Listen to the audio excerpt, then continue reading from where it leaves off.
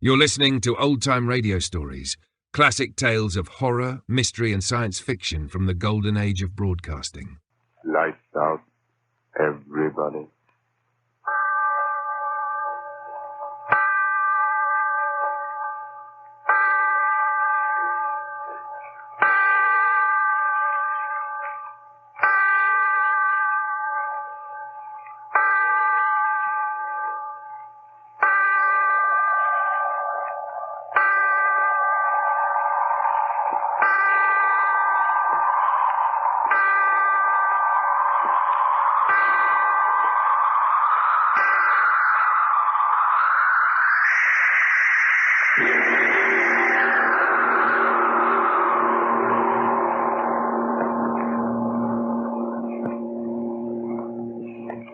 Tonight, Lights Out presents another psychological drama, a play in which the principal part is taken not by the character himself, but his thoughts. The voice you are about to hear is that of the thoughts of one Darrell Hall, accused murderer, sitting in a courtroom awaiting the return of a jury which is to decide whether he is to live or die. And as he waits, the thoughts in his mind seethe and swirl. Seethe and swirl. Guilty. Not guilty. Not guilty. Guilty. Father in heaven, why don't I stop thinking those words? Words those jurymen are saying. Guilty. Not guilty. Guilty. Not guilty. Guilty. Not guilty. Guilty. No, I've got to stop thinking of what's going on in that room. The jurymen. I've got to stop thinking of them. I've got to keep my head clear. I've got to figure things out.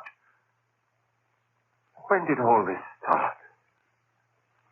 Yes, I remember. That night, Wayne and I were sitting in my room, talking about dreams. I remember he said... Oh, come on, Darrell. Don't expect me to believe that one. Well, I'm certainly telling you the truth. A fellow with your imagination wasting his time teaching biology to a bunch of co-ed nitwits. No, sir, you should be writing fiction. I assure you, my dear Wayne, I've told you the truth. You're really serious? Of course I am. You actually mean that in all your life you've never had a dream? Never. Not even when you were a child? To my knowledge, I've never had a dream in all my life. Well, how do you like that? I like it very well. I close my eyes, oblivion, and then I wake up.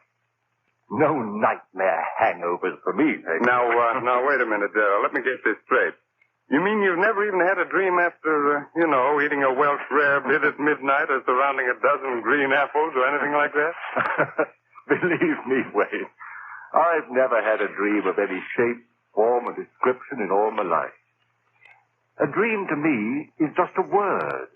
Something that happens to other people, but not to me. But everyone must dream. Well, perhaps. But it just so happens that my subconscious doesn't work that way. I tell you again, I have never dreamt. Well, what do you know about that? Just unbelievable, I tell you, unbelievable. Yes, that's what he said. Unbelievable. It was unbelievable that I'd never dreamt. And then after a while he went away and left me there. It was early evening. But I remember that somehow, strangely, I was very tired. I sat down in the easy chair. Oh, I was so tired. I closed my eyes. I slept. And then it happened. A strange murmuring in my head. Yes, that's how it started. A murmuring as if in warning. And then in the darkness around me, strange faces lifting and falling. White faces. Faces without hope. Their eyes full of horror. Their white, bloodless lips pleading wordlessly in a way that made the heart in me cry out in pity. And suddenly, I knew I was asleep and dreaming. Yes, dreaming for the first time in my life. And these faces I was seeing were things out of a dream. And even as I knew that, the dream was gone. Blackness.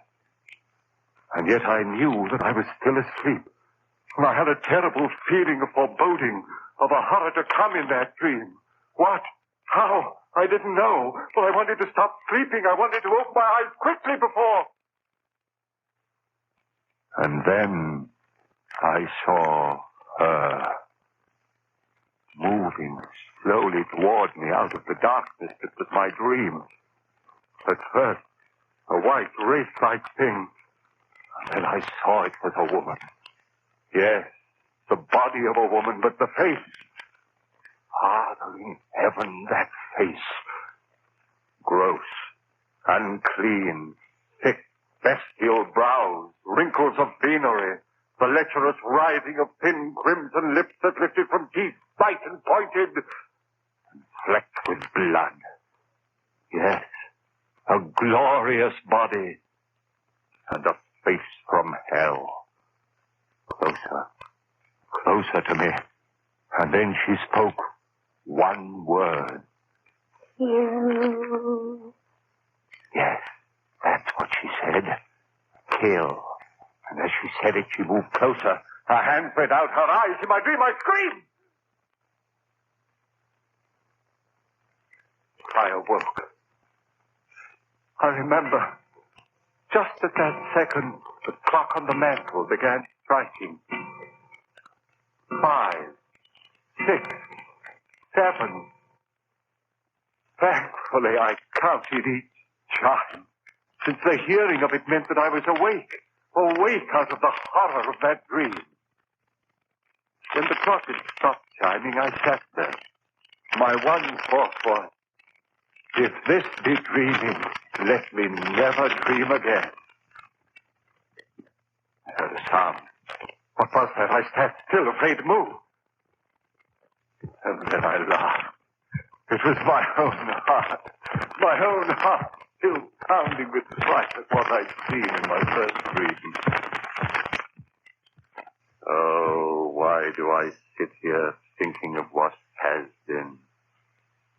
The jury in there, they've got to hang me. Free him. They've got to hang me. Guilty. Hang him. Free him. No, I mustn't think of them. Better to keep my thoughts on how it all started. Better to figure things out.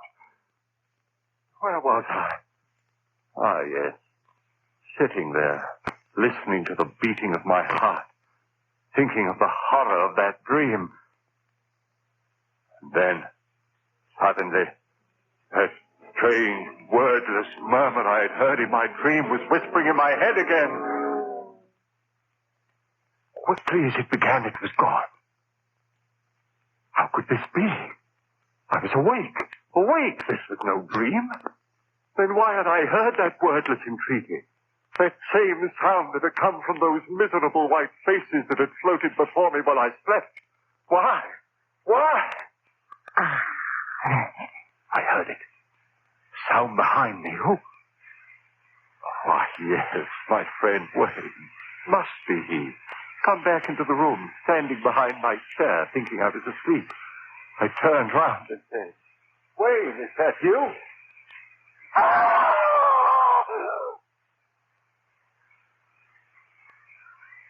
Yes, I screamed. I screamed so loudly there was blood in my throat. For it was she again. That woman out of my dream. But this wasn't a dream. She was standing there, I tell you. She was standing there close to me, looking at me. And those lips out of hell said that one word. You. I jumped to my feet. No one in the room, no one, I tell you. I was standing there, my head reeling. Who was she? Where did she come from? But there was no one in the room. Had there been anyone there? I didn't sleep that night. But by morning, yes, by morning I had it all figured out. 2 dreams. That's what it had been, and the second had been more vivid than the first. Why, of course.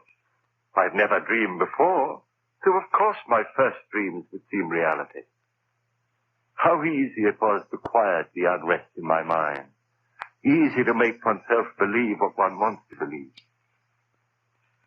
And yet, Some measure of uncertainty remained with me. And Mary saw it in my face when I had dinner with her that night.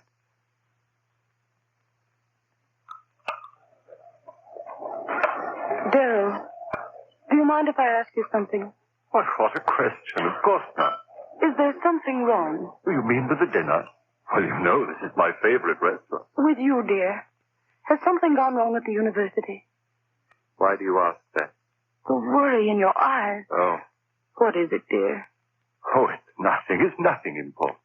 You changed your mind about loving me? Mary. Then tell me what it is, please. All right. It's really nothing to concern yourself over. Just a dream. Dream? Daryl, you dreamed. Yes. Last night. How marvelous. Now you're normal even when you sleep. That's right, isn't it? I'm back to normal, see if I'm not. And here I thought from the expression on your face that it was something really important. Funny, isn't it? And I suppose in your first dream you dreamt of a glorious, seductive woman.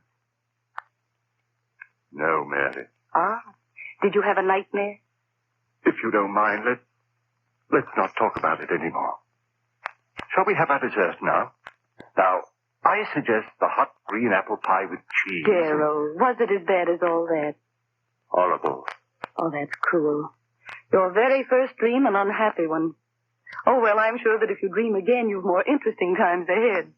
Oh, Daryl, look at the time. 7:01, and we promised the Armstrongs we'd pick them up at 7:15. Daryl, what is it? Your face. Do you hear it? Hear what? You do hear it, don't you? The voices. Voices? Daryl, what are you talking about? Why, the people in this restaurant are most well behaved. Gone. Just the way it was before. Daryl, please, if this is a joke, please tell it to me. Daryl, what is it? What are you staring at? What's behind my chair? What's there, Daryl? Tell me what you see. Daryl, the table. Why did you throw over the table? Daryl, what is it? What is it? Why did you scream like that? What's the matter with you, Daryl? Yes. She wanted to know why I had done it. Screamed, thrown over the table. They all wanted to know. But how could I tell them of her, standing behind Mary's chair, that thing of degradation, and those lips saying, kill. I went home. Mary thought I was overworked. No, darling, you've been working so hard. Go home and rest, dear. That's all you need, rest. Rest. What good was rest? I had to reason things out. All my life I lived with reason, and now this horror. I had to know all about it. Though I was certain it was no dream. What I had seen there in the restaurant had been no thing of sleep. Hallucination. Yes, that was it. I had been working hard. Too much work was the answer, and rest would cure that. Yes, indeed. And so I rested through the next day. It was quite dark when I awoke. The phone rang. It was Mary calling to find out how I felt. Are you sure you're all right, Daryl? Why, yes, Mary, yes, I'm fine, thank you. You sound all right. Your advice was good, dear. Apparently rest was just what I needed. Then go along back to bed. I'll talk to you tomorrow. All right, dearest. Thanks for calling. Goodbye, Daryl. Sleep well tonight. I hung up the receiver. And then the clock on the mantel behind me began striking. Always at 7. Always at 7. Always at 7. Yes, that was true. Each time it had been 7 when it had happened. And then, with the last chime of the clock, I realized it was 7 again. 7. Would I see her again? I stood there, back against the wall, waiting. So quiet, I could hear the clock ticking away the seconds. Would it happen again, this hallucination of mine? I waited. I heard no pitiful murmur of voices. Just quiet. So dark in the room. I could see the shadowy emptiness of a chair near the other wall. And then the chair was no longer empty. There was someone in it. I said, "Who's there? Answer me, who's there?" No answer. A strange darkness in the room. Deeper and deeper, I could see nothing, and then, two swirling pools of flame led right, closer and closer. I stood there, I couldn't move. A rumbling began in my brain. Fear, I tell you, fear tearing up my brain, louder and louder, while those red circles of light came closer and closer. Father in heaven, what was it? What?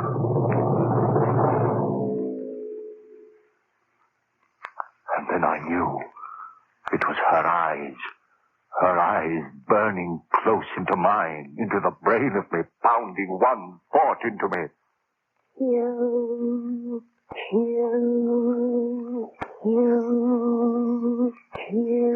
Why did she say that? Why? Kill whom? Why should I kill? Why should I kill? If I had known then.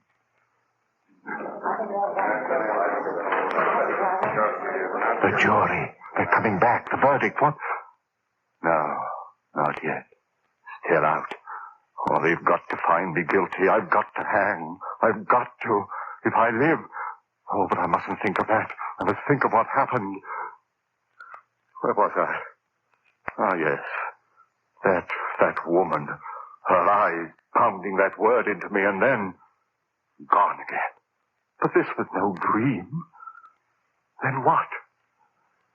A voice within me whispered, "Crazy, crazy, crazy." No, I was fainting. That horror was real as the breath in me. And with that realization, the cold misses of a wind blew around me and scratched at my heart. For if she was reality, somehow I knew that I was lost. And so it began. Night after night, the stroke of 7. First, that wailing dirge of those lost souls. And then her writhing lips. Kill, kill, kill, kill, kill, Kill. Father in heaven, the words began pounding in my head so that even when she wasn't there, I heard them. I hid in my room. I didn't go out. People would see this madness that had come over me. I went nowhere. And soon I knew that they were talking of me. I tell you, I don't know what's come over Darrell. Hides in his rooms, won't even talk to me. Something's wrong there. And Mary. Please, Darrell, you've got to let me see you. This talking over the phone, oh, darling, what's wrong? What's wrong? Night after night, the horror of... And the greater horror of... Kill, kill, kill, kill. Mary pleaded with me. Darrell, if you love me, please let me see you, talk to you. Come over to my house tonight. Oh, please, Darrell, perhaps I can help you. Please, darling, please. I didn't want to go, but I went that night. Perhaps she could help. Yes. Help me understand the madness of those wailing voices and drifting white faces. Understand the horror of that woman and that maddening world. Mary, so understanding, so gentle, she could help me. Clear my head of the madness. Oh, Darrell, you're here at last. Mary, help me. You will help me. Oh, Darrell, your face so white. Oh, Don't talk yet. Sit here and rest. I'm sane, Mary. Believe me, I'm sane. Of course, dearest. Of course you are. That madness outside of me, those white drifting faces moaning at me. Rest, darling. And that woman out of hell. Woman. Her eyes and lips telling me to...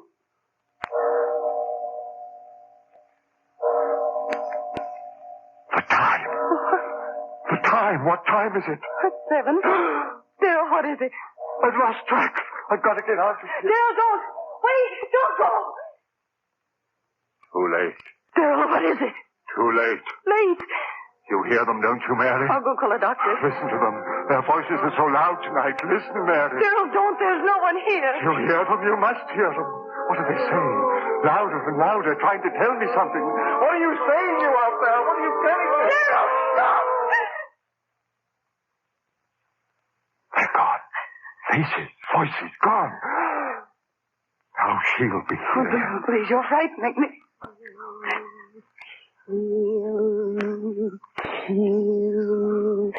You hear her, Mary?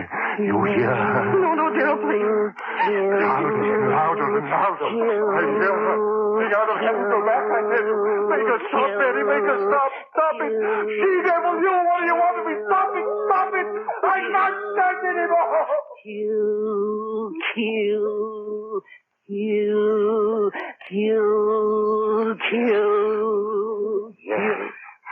Yes. Go away. Go away. I'll kill. Daryl, don't! Oh, my neck. Choking me. Daryl, no. Kill.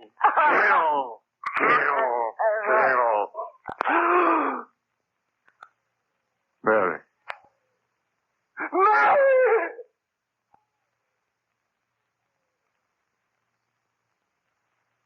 Yes. I had killed her. My sweet, gentle little Mary. Killed her with my own hand. I opened my hand. She fell to the floor. I went out into the street.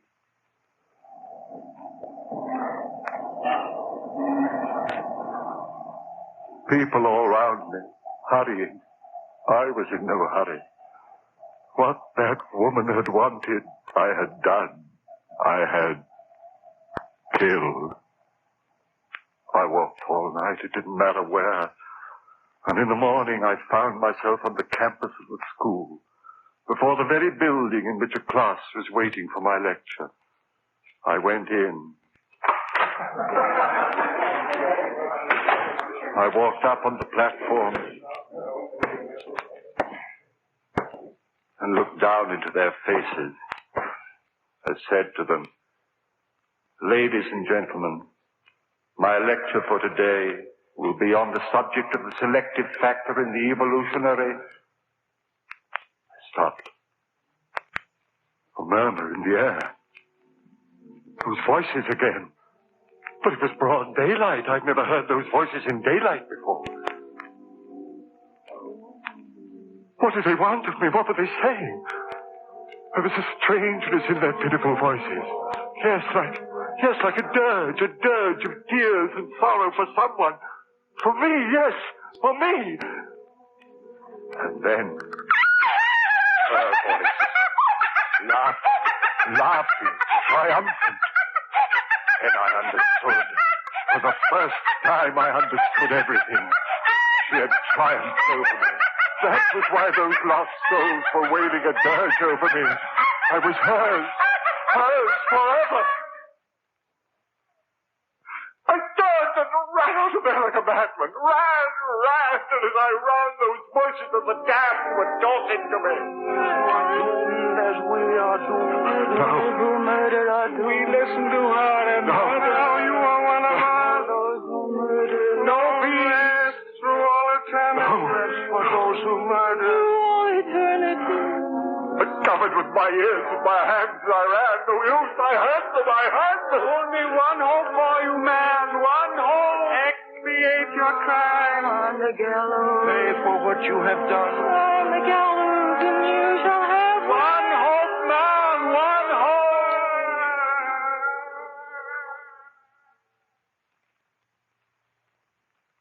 So that was it. My one hope. If I paid society for my crime, she would fail. I would be free of her, that thing, that essence of evil, that siren who called men to murder so that their souls would be slaves to her for all eternity. Yes, I'd pay for my crime. I ran on, back to Mary's house.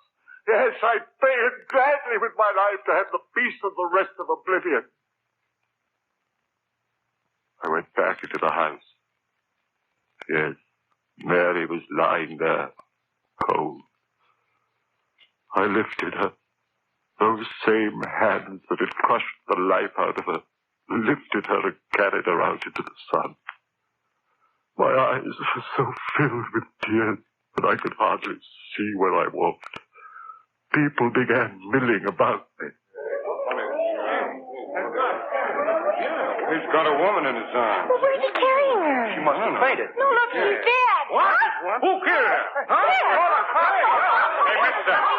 Hey, mister, who killed her? I did. Who killed her? I killed her. With my own hands, I killed her. And please, I want to die for her.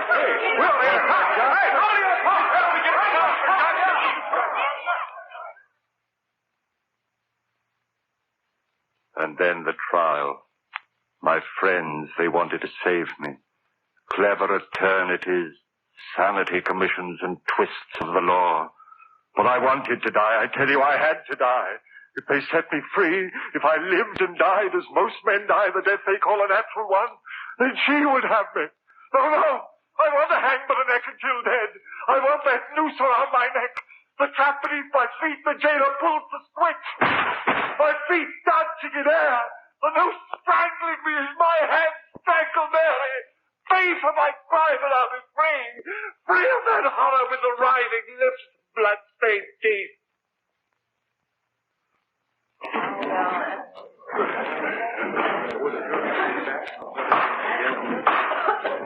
All in the court. All in the court. The jury. They're coming in. Guilty. They've got to find me. Gentlemen of the jury, have you reached a verdict? We have, Your Honor. The clerk of the court will read the verdict, please. See the jury find the defendant guilty of murder in the first degree. Guilty! You hear that, you thing out of hell? Guilty! Hang me for the neck till I shed. I'll be free of you. I'll have peace. You failed, you beast, you. I'll see to my crime, you'll never get...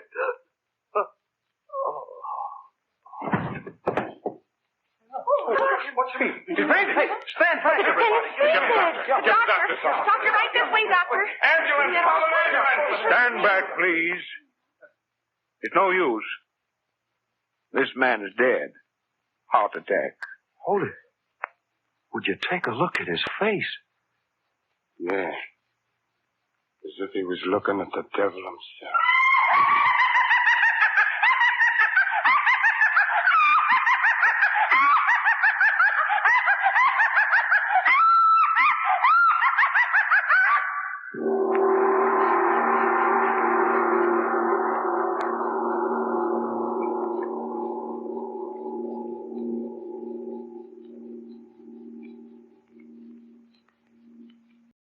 Thanks for tuning in to Old Time Radio Stories. Follow us for more timeless tales and get full video episodes plus bonus content at patreon.com/The Forbidden Knowledge Network.